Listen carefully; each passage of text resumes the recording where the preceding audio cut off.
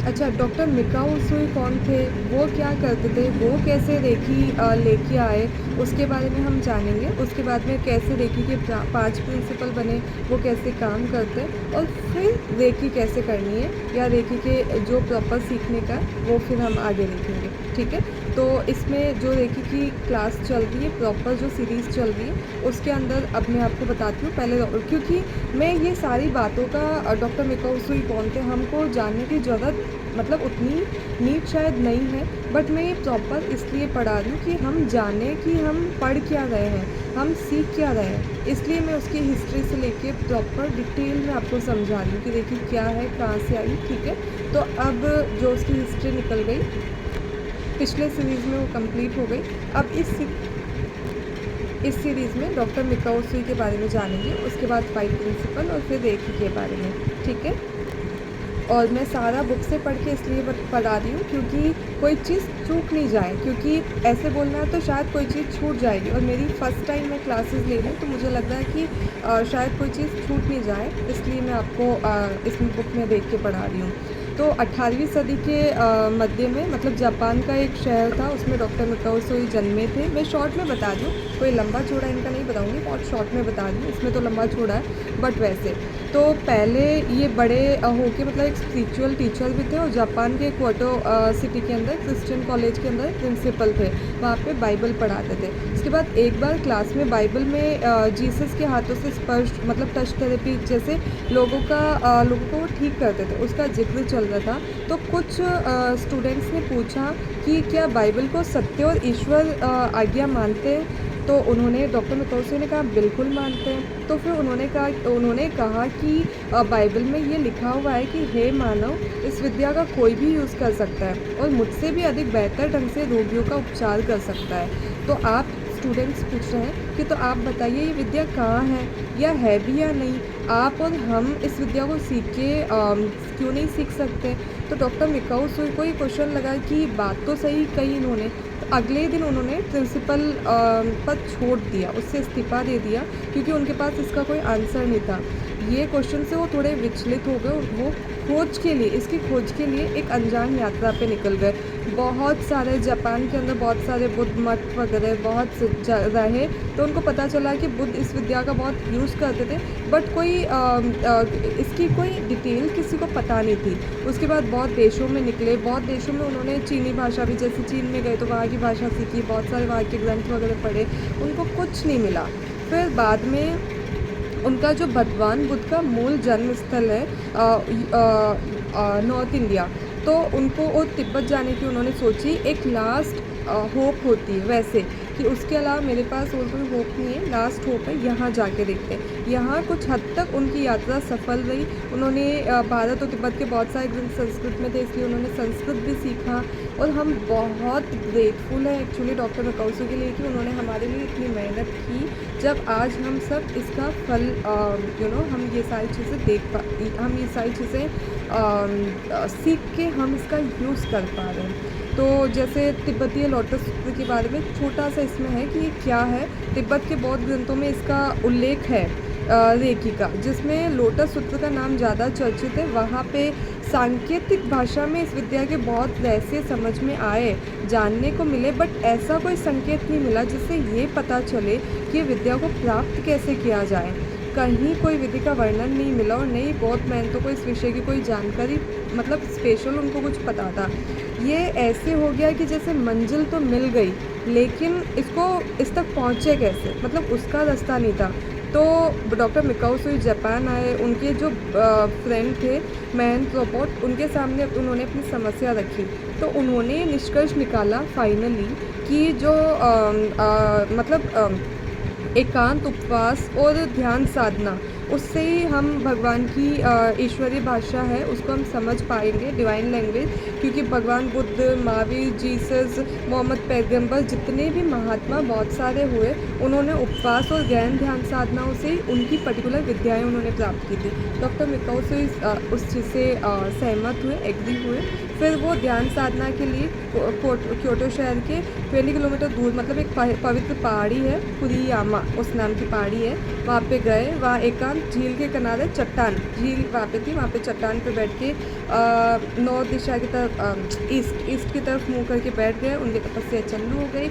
अब 21 दिन तक उनको था कि मैं 21 दिन तपस्या करूँगा। अब उनको 21 दिन कैसे पता चलेंगे कि 21 दिन पूरे हो गए, इसलिए उन्होंने 21 पत्थर रख लिए अपने पास कि जब जब एक एक दिन ख़त्म होगा उस पत्थर को नीचे गिराते जाएंगे।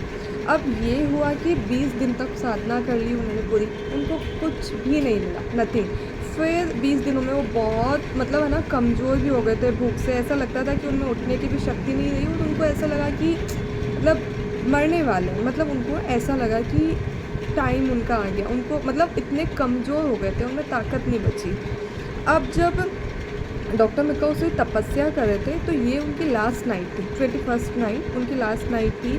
वो किसी प्रकार करवट बदल रहे थे, नींद आ नहीं रही थी क्योंकि वो बहुत थके हुए थे। वे अपने आसन पे बैठ गए। रात का तीसरा प्रहर चल रहा था। बैठे बैठे वो गहरी नींद में चले गए और गहरी नींद में चले गए। अचानक उनको लगा कि पूर्व दिशा जिस डायरेक्शन में वो बैठे वहाँ से एक सफ़ेद रंग की चमकदार रोशनी तीर की जैसे उनकी तरफ बढ़ रही है। डॉक्टर मिकाओ बहुत तेज़ से घबरा गए। उन्होंने उठना चाहा बट वो उठ नहीं पाए। उनको लगा कि जो मृत्यु है वो उनके समीप आ गई, बस उसमें देर नहीं है। वो इसी बीच वो मतलब तीर की जैसे वो रोशनी उनके पास आ गई और डॉक्टर मिकाओ के मस्तक पे आके जो थर्ड आई उसके ऊपर आके उसने प्रहार किया तेज़ी से और डॉक्टर मिकाओ बेहोश हो गए। और थोड़ी देर बाद जब वो जगे तो उनको लगा कि वो सफ़ेद रोशनी से ढके हुए हैं। सफ़ेद बुलबुले सैकड़ों हज़ारों की संख्या में उनके अंदर तैर है, मतलब उनको ऐसे लगा। तो धीरे धीरे उन बुलबुलों का रंग इंद्रधनुष के जैसे होने लग गया। 7 कलर्स होते हैं ना, रेनबो, वैसा होने लग गया। तो अचानक उनको लगा कि बुलबुलों के इन रंगों के संबंध में उनको जानकारी कब मिली। तब उनको याद आया कि संस्कृत पाली में कमल सूत्र में ये संकेत है। उनको लगा कि वो अपने सूक्ष्म शरीर के अंदर झाँक रहे हैं और अपने अंदर के चक्रों को पहचान रहे। जो उनको कलर्स दिखे वो उनके चक्रास थे। और बहुत देर तक डॉक्टर मिकाओ मतलब वो तंद्रा बेहोशी जैसा होता है उसी में रहे। जब उनकी नींद टूटी तो दोपहर तक मतलब दूसरा दिन दोपहर हो चुकी थी, सूरज की किरणें निकल गई। अब वो उठ के खड़े हो गए और तेज़ी से पहाड़ी से उतरने लगे क्योंकि वो स्फूर्त हो गए थे, एकदम व्हील हो गए थे, तो तेज़ी से उतरने लगे। अब उनका अचानक से क्योंकि वो तेज़ी से उनके अंदर बहुत सारी शक्ति आ गई थी, तो वो तेज़ी से जब पावर तो उतनी शक्ति की वजह से वो पावर था कि वो आराम से उतर पाए, तो वो तेज़ी से उतर रहे थे। तो एक अचानक से उनका पाँव एक पत्थर से टकरा गया और उनके अंगूठे पे खून बहने लगा। तो दर्द जब हुआ तो यूजुअली हमको कहीं चोट आएगी तो हम ऐसे पकड़ेंगे ना, वैसे उन्होंने पकड़ा और उन्होंने देखा कि थोड़ी देर में दर्द चला गया और जो खून बह रहा था वो भी बंद हो गया। फिर वो नीचे उतरे। ये पहला चमत्कार हुआ। अच्छा, पहला तो दर्द चला गया और कुछ थोड़ी देर बाद देखा कि वो अंगूठा ही पूरी तरह से ठीक हो गया, वो खून बंद हो गया, पूरा ठीक हो गया। तो दूसरा चमत्कार हुआ। अब तीसरा चमत्कार ये हो गया, उनको तेज़ भूख लग रही तो नीचे ढाबे पे आए। नीचे ढाबा था। उन्होंने कहा कि ढाबे वाले को मुझे कुछ खाना दे दो। तो ढाबे वाले ने देखा कि आप पतले और थोड़े कमज़ोर से, बहुत दिन तक शायद आपने कुछ खाया नहीं है, तो यहाँ का ढाबा का खाना नहीं, आप कुछ रुकिए तो मैं आपको हल्का फुल्का कुछ बना के देता हूँ। उन्होंने कहा ठीक है। वहाँ बैठे थे तो वहाँ 7-8 साल की एक लड़की बैठी थी, उसको दांत में दर्द था। उन्होंने देखा, उन लोगों को पूछा कि मैं कुछ ट्राई करूँ। उन्होंने कहा ठीक है। तो उन्होंने वो जो लड़की थी उसके दांत पे हाथ रखा तो उनका दांत ठीक हो गया, मतलब जो दर्द था वो ठीक हो गया। तो डॉक्टर मिकाओ ने देखा अच्छा ये सारी चीज़ें हो गई, तो वो थर्ड उनका चमत्कार था। फिर मठ में अपने फ्रेंड जो रोबोट उनके पास वो आए, उन्होंने देखा कि रोबोट को उनके पाँव के जो जॉइंट पेन था वो बहुत था। तो उन्होंने सारी बातें जब उनके फ्रेंड को बताई तो उन्होंने कहा मेरे ऊपर एक्सपेरिमेंट करो।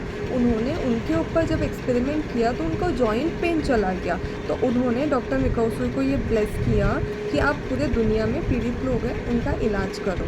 अच्छा, अब गरीबों की सेवा मतलब तो वो क्या करते कि उनका हृदय, मतलब जो डॉक्टर मिकाओ थे ना, वो बहुत सॉफ्ट हार्टेड और बहुत काइंड हार्टेड थे।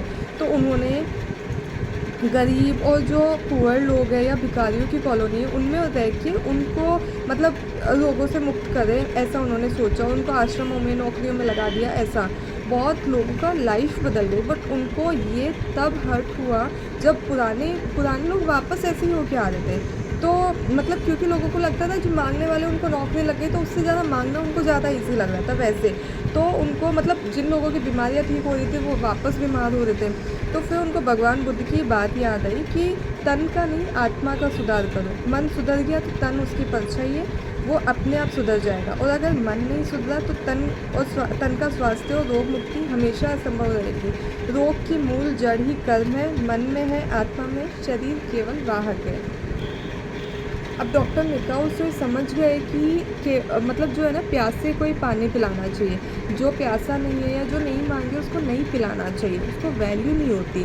तो वही था कि लोगों के मन में देखी ऊर्जा जो है उसकी मेहनत की कोई कीमत नहीं है, तो उसको मुफ्त में बाँटना मूर्खता है। पात्र को ही दान देना चाहिए, प्यासे को ही पानी पिलाना चाहिए। मोतियों को हंस के सामने ही डालना चाहिए, कोए के सामने डालेंगे उसका कोई मीनिंग नहीं है। इस तरह जब उनकी आँख खुल गई तो फिर प्रकृति के आदान प्रदान जो एनर्जी एक्सचेंज है उसका नियम उन्होंने महसूस किया, उन्होंने फील किया। और ब्रह्मांड के जो सामंजस्य है, हार्मनी, उसको बनाने के लिए उन्होंने उसका सोचा कि एनर्जी एक्सचेंज होना चाहिए। तो एनर्जी एक्सचेंज से उसका क्या महत्व है कि बिना माँगे, बिना चाहे जो मिलता उसकी वैल्यू नहीं होती, और बिना कुछ दिए मुफ्त में मिला हुआ भी अधिक समय तक टिकता नहीं है। तो जवाबदारी का भाव नहीं आता, रिस्पॉन्सिबिलिटी नहीं आती। इसलिए शास्त्रों में पूजा अर्चना साधना के साथ सेवा या दक्षिणा बताइए, वो इसीलिए बताई।